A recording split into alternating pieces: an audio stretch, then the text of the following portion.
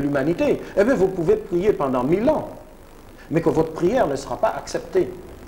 Donc ça veut dire qu'il y a une relation verticale d'adoration de l'homme vers son Créateur, puisqu'il reconnaît sa seigneurie. C'est cet être-là qu'il a existencié. Donc la naissance de Dieu, c'est une nécessité. Mais il a une relation horizontale, c'est que par cette révélation, par la guidance de Dieu, par le Coran qui lui a été révélé et par le prophète qui l'a enseigné, eh bien c'est un être qui a la capacité d'organiser la vie culturelle, la vie sociale, gérer et administrer les biens de la société, de sa famille, de la planète, pour créer un mieux-être. Et que tout le problème dans l'humanité, il ne s'agit pas de changer les hommes ou de les détruire, mais de changer les cœurs et de détruire ce que l'homme il a de mauvais dans son cœur.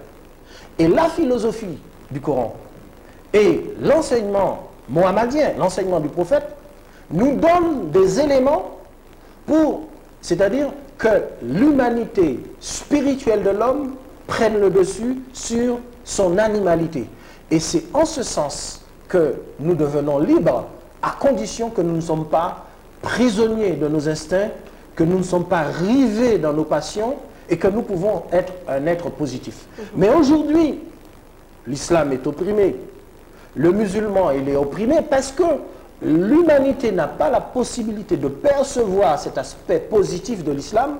On ne perçoit que l'aspect négatif. C'est comme si nous aujourd'hui, nous percevions dans la libération de la France du nazisme que les morts qui ont coûté, qui ont été sacrifiés pour la paix de l'humanité et que nous ne voyons que ça.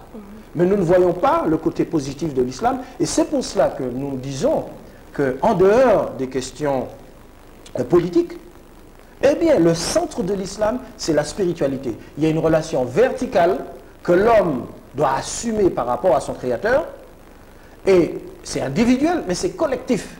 Et de cela, vous avez ce qu'on appelle Tawfiqullah. Tawfiqullah, ça veut dire en arabe l'assistance de Dieu dans l'invisible. Ça veut dire que si l'homme, il vit en paix avec le ciel, eh bien il vivra en paix avec la terre. Et ça, dans cette philosophie, le Coran nous enseigne chaque jour, à chaque instant. Le Coran nous dit comment il faut manger. Le prophète nous dit comment il faut boire.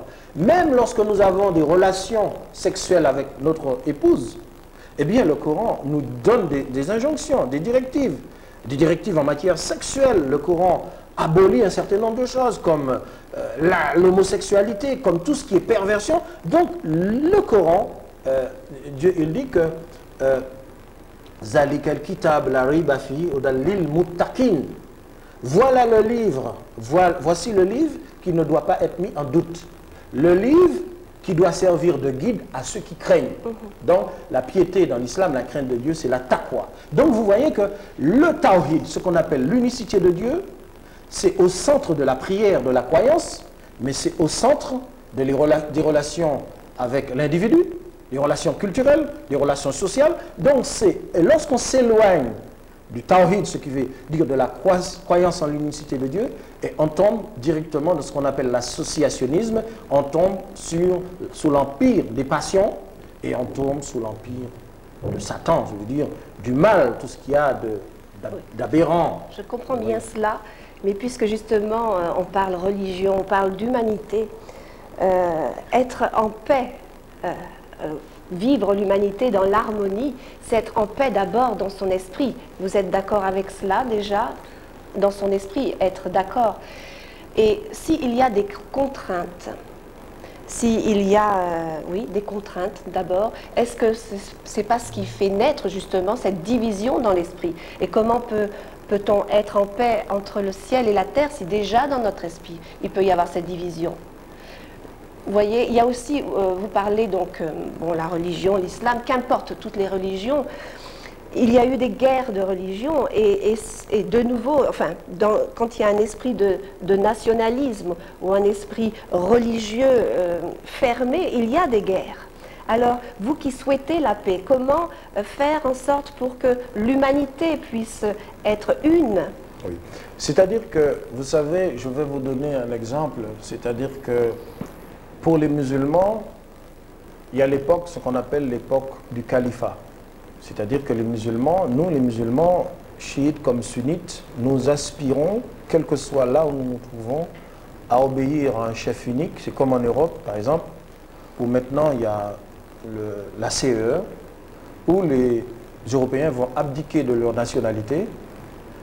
Et c'est un facteur d'ordre et d'organisation pacifique de la société, et ils vont répondre d'une institution unique qui sera dirigée par un chef unique.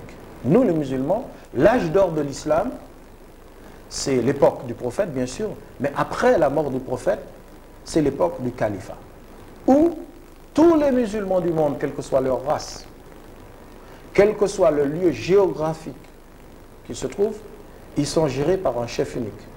Et ce chef, le Coran dit, pas de supériorité de l'arabe sur le non-arabe, du noir sur le blanc ou du blanc sur le noir, si ce n'est que par la piété, par la justice. Alors, je vais vous donner un exemple. Oui, je vais vous donner un exemple. Moi, je suis né dans une société et je sais que le christianisme existe.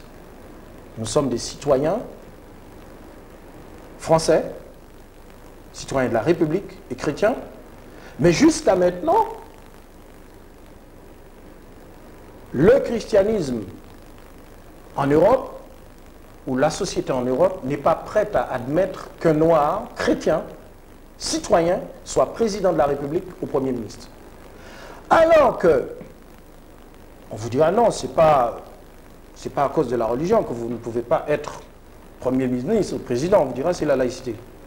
Mais c'est que le système a prévu des dispositions, parce que celui qui a créé le système en tient les règles. Je peux vous poser une question. Mais c'est très important pour répondre. En islam, la dignité de calife, ça veut dire de dirigeant de l'humanité, il peut être accessible à un noir, à un blanc, à un arabe, à n'importe quel être humain, dans la mesure que Allah lui confère cette autorité, que les musulmans du monde reconnaissent sa piété, et il est capable de résoudre le problème des musulmans, c'est de remettre sur pied cette paix et de fédérer la paix, c'est-à-dire d'organiser ce gouvernement de l'islam pour fédérer la paix.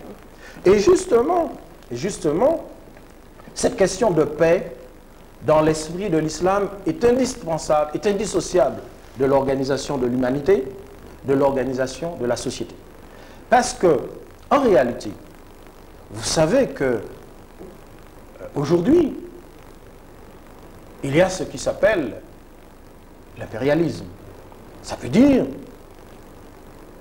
qu'il y a une connotation raciale, parce qu'un peuple, en vertu de sa race, il dit que je dois contrôler les richesses du monde entier, je dois dominer l'humanité et imposer ma loi, même si ces gens-là, ils n'acceptent pas. Et cette réalité, elle a généré le colonialisme, elle génère la non-répartition